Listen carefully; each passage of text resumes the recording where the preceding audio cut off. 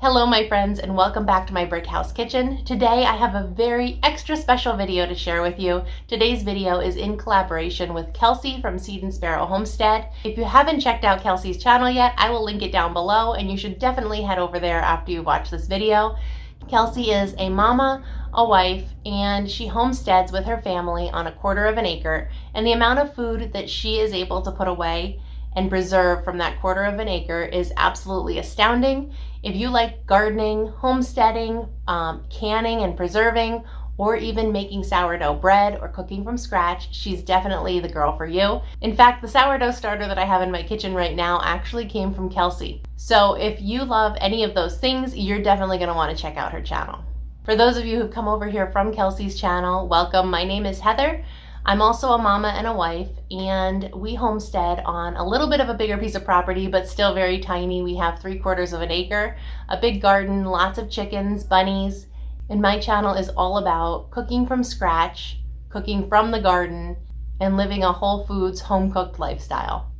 Between Kelsey's video and mine, we will be offering you 14 different summer breakfast ideas, which if you're like me and get stuck in breakfast ruts, then these are definitely going to be helpful videos for you. For our very first breakfast, I am going to make crepes. These are a family favorite, and if it were up to my daughter, we'd probably eat these every day. We do not eat them every day, but she would love that. So I'm going to start out with a cream cheese filling. I'm going to use 2 blocks of softened cream cheese, and I'm just adding in 2 scoops of my favorite protein powder. This protein powder is made with tons of fruits and vegetables, so I thought it would be a good way to sneak in a little bit of extra vegetables into this meal. You don't have to do that, just leave it out if you don't want to put in any protein powder. Definitely not a necessity.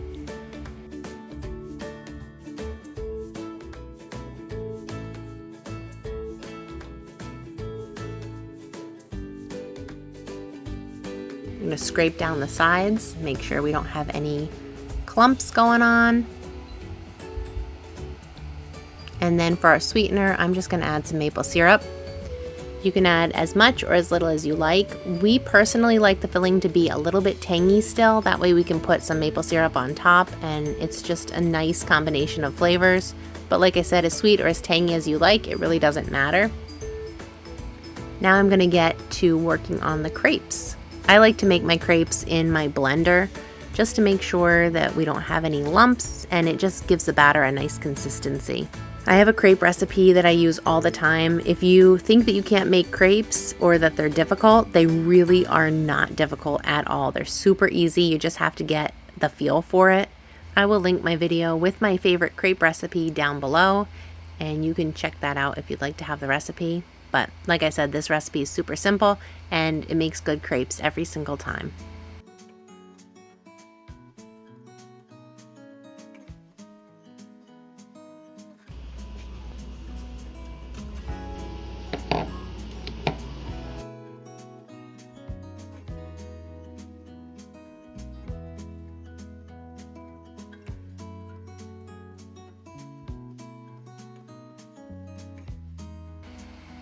All right, let's get this blended up. I like to really crank it up, make sure that all of those clumps of flour and ingredients all get blended really well together. That makes all the difference. So it is strawberry season right now, and you're going to see me use a lot of strawberries this week because we have a lot of strawberries. We have strawberries growing in our garden, and also at the farmer's market and at the grocery store. Strawberries are really cheap right now, so while we can get them and they taste really good and they're inexpensive and or free, I like to make sure that we use them. So I'm going to chop up some strawberries and then also some walnuts, which I think make a nice pairing with strawberries. And we'll use this as part of our crepe filling. But you can use whatever you like in your crepes. We make crepes on repeat all year round and just use what's seasonally available. In the fall, we really love to make apple caramel crepes. You can make blueberry crepes. So many options. The sky's the limit. All right, so I'm just going to butter the pan, which I put a little bit too much butter in. And let me just be honest with you right now, the first crepe is always a bust. I call it the sacrificial crepe. That's the one you just get to taste test, because it never turns out perfect. This one wasn't too bad, but it wasn't as beautiful as the next ones were, and that's probably because there was too much butter in the pan.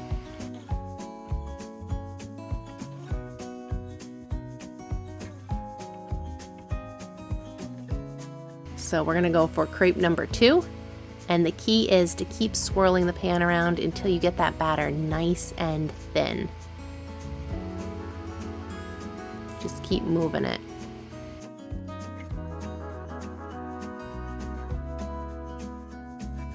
Then you'll know when the crepes are ready to flip if you test the corner and it comes up easily like this, and it's easy to flip. If it's not easy to flip, it's not ready.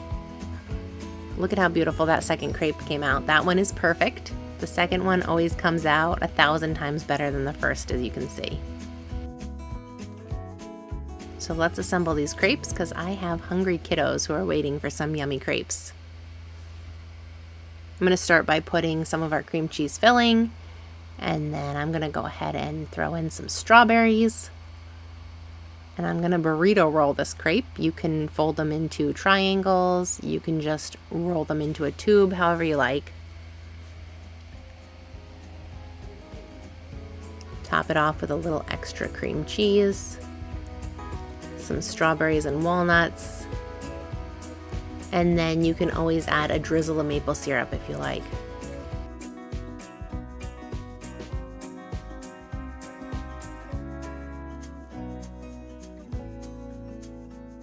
And that is our very first day of breakfast. It looks a lot fancier and more complicated than it is. They're actually really easy and they're super yummy.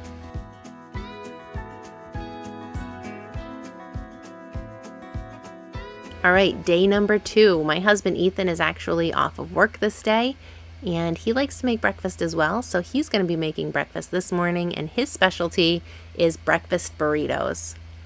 So the first thing he's going to do is prep the potatoes. The potatoes take the longest, so we always start the potatoes first. He's going to get them all peeled up and then chop them into little tiny bite-sized squares, and then he's going to get them frying up in the cast iron skillet.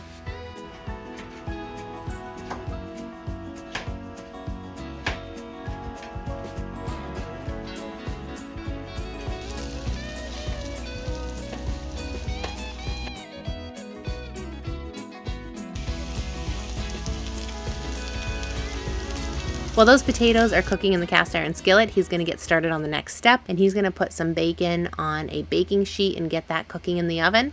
You don't need to use bacon. You could also do sausage. You could skip the meat altogether and do something like beans instead. Completely customizable, whatever you have in the house. We happen to have this bacon that we get from a local butcher for special occasions, and it's really good.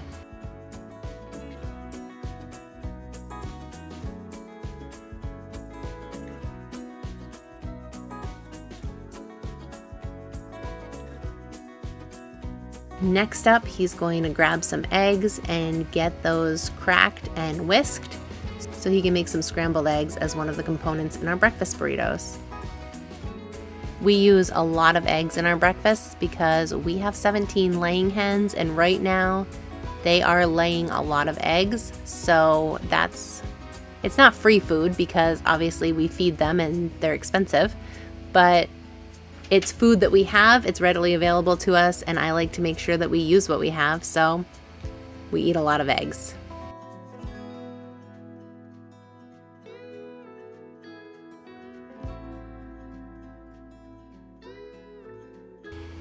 Ethan's gonna add some of the bacon grease into the potatoes. That makes them extra yummy. I know it's controversial, you don't have to do it if you don't want, but it really takes them to the next level.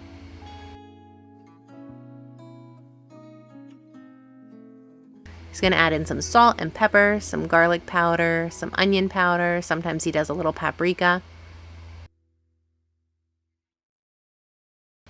And you just want to make sure that those potatoes are cooked all the way through because nobody likes to bite into a potato that's raw in the middle. And it does take a while to get them all the way cooked through. Alright, so the bacon's out of the oven and Ethan's just going to chop it up and get the components here ready for the breakfast burritos. The last thing he's going to do is get those eggs scrambled up. And then he'll be ready to start assembling the burritos. Today we have these raw tortilla shells that we get from Walmart. Sometimes I make my own, but not always. A lot of times we just use these shells from Walmart, and they're actually really good. He's going to start by sprinkling on a little bit of cheese, or a lot of cheese.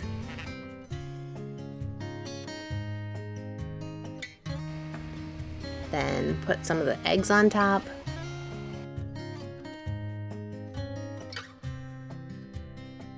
Some of those yummy taters. And then he is all about the cheese, so he likes to put another layer of cheese on. And then finally the bacon. If you have a little bit of green salsa or green hot sauce, that goes so well with breakfast burritos. It just takes them to the next level. I don't have any of that today, so he's just gonna wrap this up. And that's it for breakfast day number 2. These are another favorite with the kiddos. So for day number 3, I am going to make some yogurt granola parfaits. I like making homemade granola because then whatever we have left over, the kids will eat for a snack and they'll just eat it like cereal in a bowl with milk. And I just like having that on hand for them. I don't actually use a granola recipe. I just start with some butter and some coconut oil. You could do all butter or all coconut oil. It really doesn't matter. And then some sweetener. I'm just using maple syrup. I use that a lot to sweeten things. And I'm going to add in a little bit of cinnamon. Stir it all up and let it come to a nice simmer. And then for this particular granola, I am going to do peanut butter because I think that's going to be perfect for these parfaits. So I'm just going to add in probably about a half a cup of peanut butter.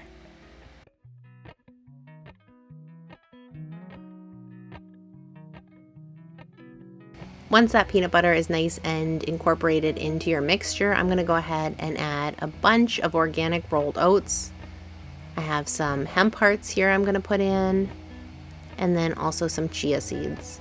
You could add in any combination of nuts and seeds you like. My kids aren't particularly fond of nuts and granola, and since I'm making this for them, I'm just going to leave the nuts out.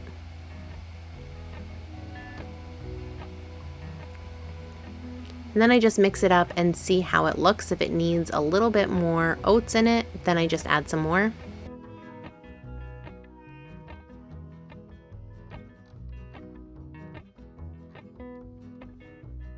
And this looks about perfect. This is the consistency I'm looking for. You want it to be crumbly, not too wet, but also you want everything to be nice and coated in the peanut butter mixture. Okay, so we're gonna get that spread out on a pan and get it baking in the oven.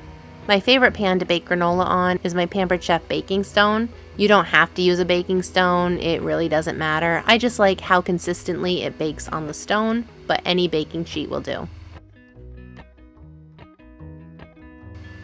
Isn't that pretty?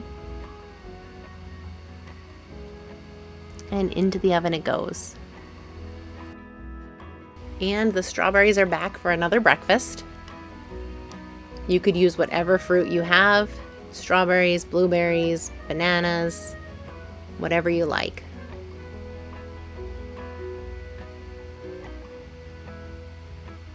I thought strawberries and bananas would be a nice combo for this particular parfait. So I'm going to start by layering some organic Greek yogurt in the bottom of our jar. I just get this at Costco. It's cheap and the kids like it. And then I'm going to do some fruit. I had one child who decided they didn't want granola today.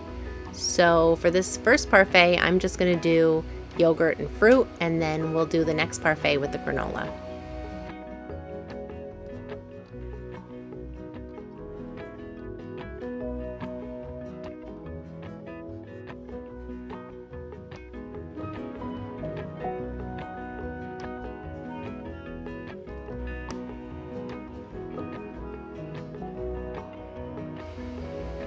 And then because this is an unsweetened yogurt, I'm just going to add a little bit of maple syrup.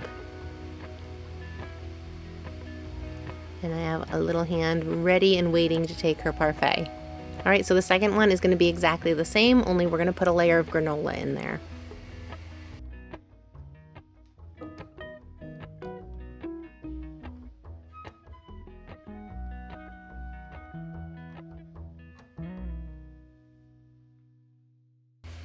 Isn't that so pretty? The kids thought that was extra fancy. All right, it is day 3, and we are going to use up even more eggs today, which is good because I need to make room for the eggs that are coming in every day. and today we're going to make little mini quiches. So I'm going to start out by making my sourdough pie crust, and I will link the recipe down below. This is my absolute favorite pie crust recipe. It turns out really nice and flaky and tender every single time. I have never had this not turn out for me. So if you're looking for a good sourdough pie crust recipe, make sure that you go check that out.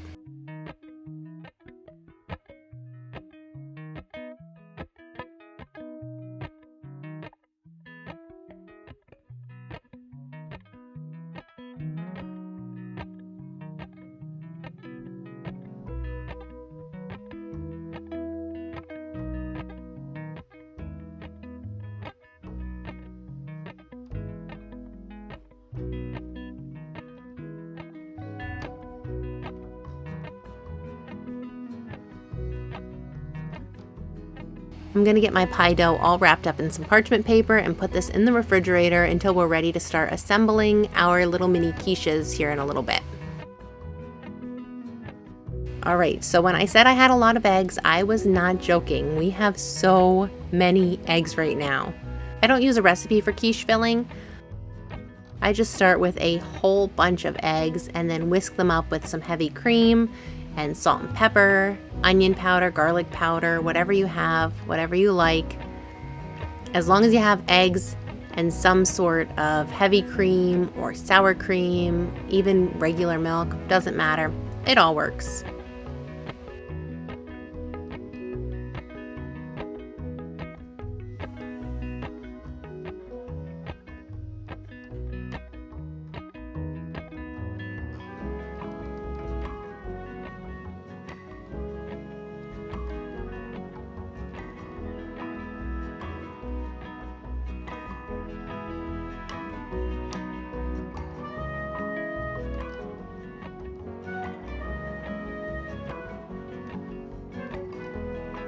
I'm going to add in a little bit of shredded cheese. This is what I had on hand. You could use block cheese and shred it yourself. That would be a whole heck of a lot better, but this is what I had and it worked out just fine.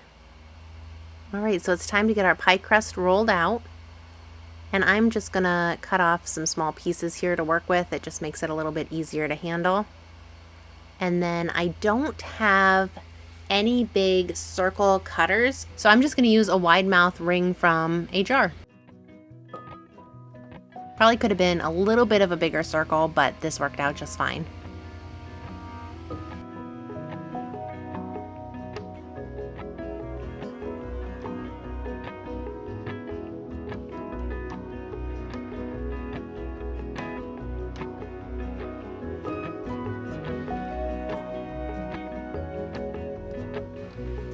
I have a bunch of things left over from our breakfast burritos the other day. I have this bacon and the potatoes, so I'm just going to get the bacon all chopped up. We're going to use these as mix-ins for our mini quiches.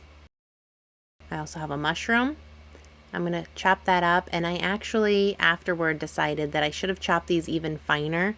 I think these pieces were just a little bit too big for the little tiny quiche cups, so just a little hint, chop everything up really tiny if you're going to make mini quiches. And I have a mini bell pepper. I just had one, that's all I had left, so that's what I'm chopping up. Add a little bit of color to our quiches. You could also add in onions, spinach, anything like that would be absolutely delicious.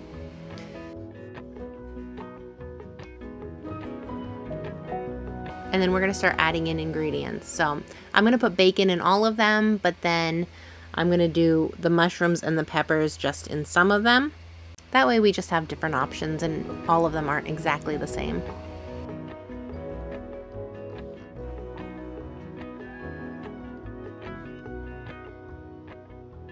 And then I even put these potatoes in some of them, which I wasn't sure how that was going to be, but they were really good in there. And I'm going to top all of the quiches with cheese.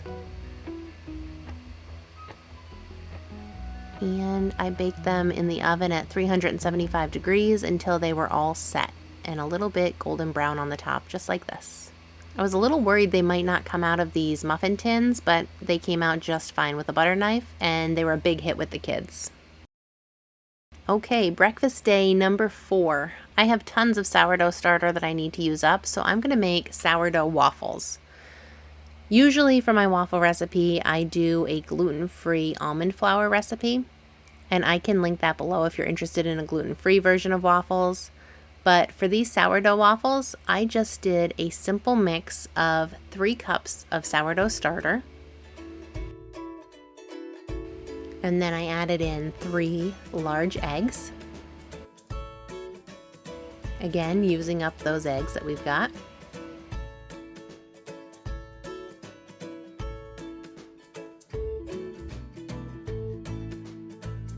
And then 2 teaspoons of baking powder.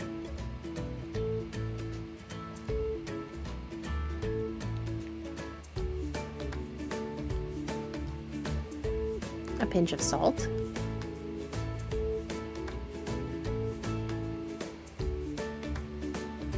A good hefty shake of cinnamon, and about 2 tablespoons of honey.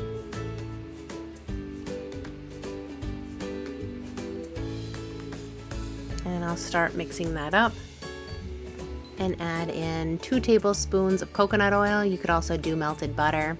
Either or, doesn't matter. And once that's all nice and combined and smooth, we're going to get that into our waffle iron.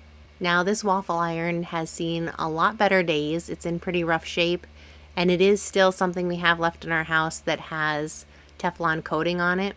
So I would like to upgrade and get rid of this one, but I have not done any good research yet on a good waffle iron to get. So if you have any suggestions, I'm looking for a waffle iron that's either cast iron or ceramic, something that doesn't have any of the nonstick coating on it.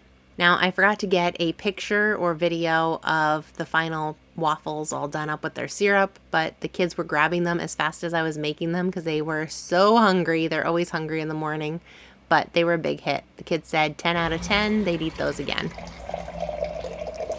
So for the next day, we're actually going to start prepping the night before, and I am going to get some sourdough started here. I'm just doing a typical sourdough recipe.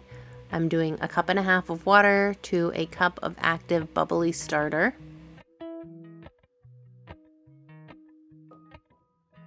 I'm gonna do a nice big squish of honey, probably about 1 to 2 tablespoons. As you can see, I am not very precise with my sourdough. I know a lot of people really get into it and they do like weighing out the ingredients and all of that stuff. I tried and it makes wonderful end results, but it was just too much for me to keep up with, and it made it so I didn't enjoy making sourdough. So this time around, when I started with my new sourdough starter, I said, forget it. We're gonna do nice, easy recipes and see how it goes, and this is much more my style. So I'm adding in 3 cups of organic flour,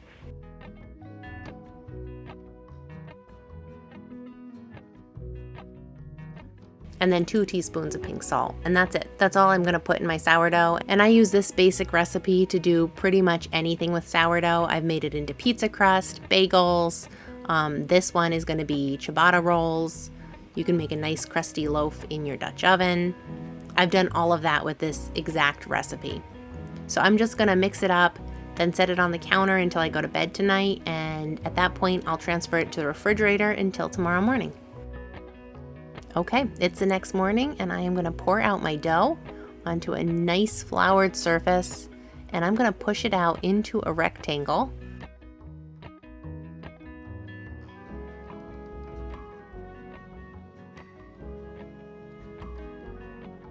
And then sprinkle some flour on top so it's easier to work with. And I'm just going to push this. I mean, it's pretty thin. It's not very thick because it's going to rise again. But I'm going to make a nice big rectangle, and I am going to cut this into ciabatta roll sizes with my bench scraper. And I'm making these very rustic. Some of them are going to be perfect rectangles. Other ones, like the ones on the end, are a little bit more triangle-y. That's just fine. These are nice rustic ciabatta rolls, and I'm going to put these on a parchment-lined pan and cover them up with a towel while we get working on the rest of our breakfast. This morning's going to be an extra special breakfast. My husband is home today again from work, so we're gonna have a nice brunch, use up some of the leftovers we've had from the other days, and then add in a few new ingredients. So because we still have a bunch of this beautiful bacon, I'm gonna cook some of that up. Fresh bacon is a treat, so when we have it, we like to use it. And that'll go in the oven. And I'm gonna go head outside and start cutting some of this beautiful arugula. We are swimming in salad greens right now. And as you can see, some of the arugula off to the side that I planted earlier was already starting to flower, so I wanted to make sure I use this up before it all starts to flower. So I got some of that, some parsley, and even a little bit of fresh mint, which sounds weird, but altogether it was really delicious.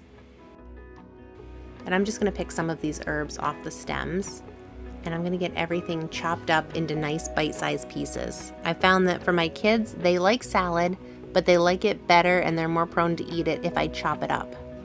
I don't know why, it's just the way it is, so that's what I'm gonna do.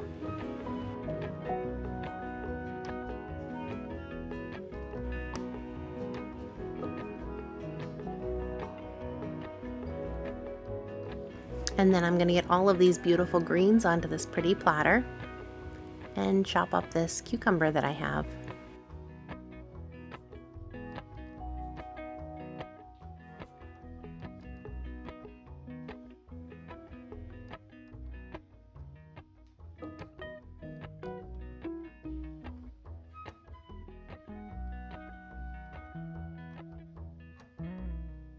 And then I have this really big tub of feta. Last time we were at the grocery store, this was on sale for a really good deal, and the kids absolutely love it, as you can tell from the little hands reaching out for samples. So I'm going to add that in, and here come the strawberries again. These are some of the tiny ones, but whether they're big or tiny, I like to use all of the strawberries out of our garden, and these were delicious. So I'm just going to chop these in half and put them on our beautiful salad. Now my kids don't like salad dressing, so they just eat this plain, which is fine, but I liked it with a drizzle of nice olive oil and some balsamic vinegar. That was just delicious. All right, so we are gonna make this brunch extra fancy with a tablecloth and some nice fancy dishes and start putting out all of our different components. I have some hard-boiled eggs. I have this quiche I made from the leftovers the other day. I have a little helper who's helping to set the table and one who's shaking the camera for some reason. We're gonna get the ciabatta rolls out. Wait, what's that? They're nice and steamy hot. And we can each pick out a bread and get it? Mm-hmm. But just if it's not too hot. I have leftover waffles. This turned out to be a really nice brunch spread, and the kids were really enthusiastic about it. They thought it was really pretty, which always helps. So it is our very last day of our 7 days of breakfast, and this is actually again the night before, and I'm gonna prep some chia seed pudding. And I have a little helper with me who's gonna help out. I have some more protein powder. It's not a commercial for protein powder. I don't have any affiliation with them. We just happen to like this protein powder. And anytime that I can put an extra serving of vegetables into my kids' food, I like to do that. So this is a chocolate protein powder. If you don't have protein powder, just omit it from this recipe. No big deal. You can put in some cocoa powder, whatever.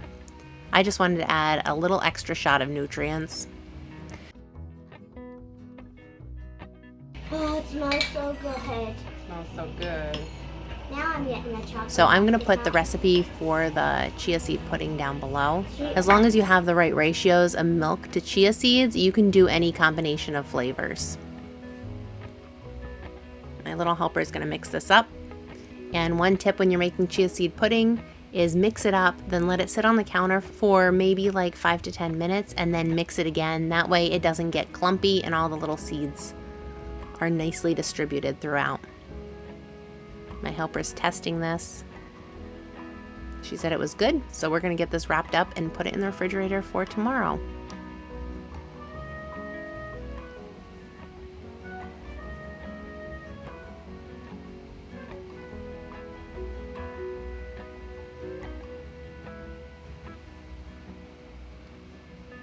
All right, it is the next day.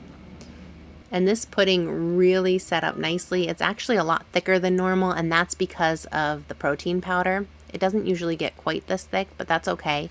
I'm going to use my heavy whipping cream that I still have left over from another recipe. I'm just going to pour what I have left into my mixing bowl and whip that into whipped cream. And then we're going to actually fold that in with the chia seed pudding. If you've had chia seed pudding before and you did not like the consistency, folding in a little bit of whipped cream really makes all the difference. It makes it more of a fluffy consistency. And this is the only way my kids will eat chia seed pudding. So if you've tried it before and you didn't like it, I encourage you to give this a shot. It makes a world of difference. I'm just going to fold that in. I'm not being extra gentle. Just mix it up.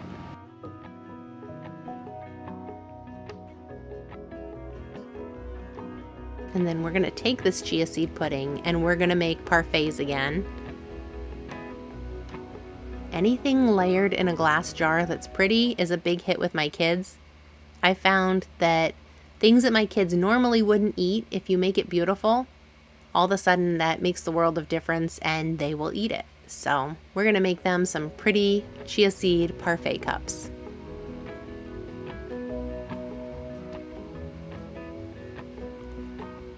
And I happen to have a big bowl full of cherries. It's also cherry season here. And this really sweet gentleman from our church brought in a huge cooler full of cherries and handed them out one day after church because his tree, I guess, had a really big bumper crop and they couldn't eat them all, so they shared them, which was absolutely wonderful. And these cherries are delicious. Look at how pretty those are. So I'm just going to cut them in half, and then don't laugh at me. I'm just using a spoon to pull the cherry pits out. I'm not really sure how you're supposed to get the cherry pits out, like if there's a more efficient way of doing it. If there is, I'm sure somebody will let me know. But you can comment down below and let me know what a better way to do it is. I just did this, and it worked. And all three of my children, you see little hands coming in and out of the screen, all of them were chomping at the bit to get some of this chia seed pudding. They were so excited about it. I'm going to top this off with a little bit of reserved whipped cream just to make it look extra special and extra beautiful. And then, of course, a cherry on the top, because if you have cherries, you have to put a cherry on the top. That's just the way it is.